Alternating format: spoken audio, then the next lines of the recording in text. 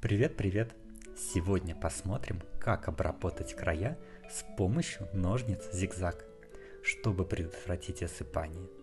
Прежде чем приступить к обработке края ткани с помощью этих ножниц, в случае, если мы шьем какое-либо изделие, где важно соблюдать припуски, то сначала надо соединить детали, а только потом приступить к сборке.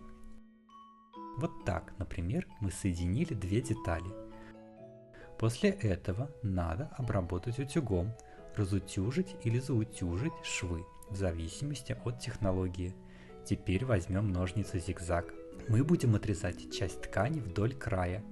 Именно поэтому важно сначала соединить детали, потому что после обработки края таким образом размер припуска может измениться.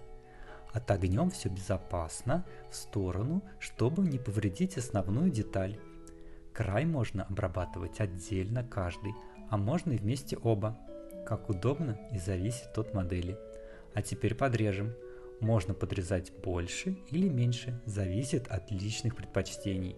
Чтобы получить аккуратную ровную линию, не забываем про совмещение зигзага в конце каждого отреза.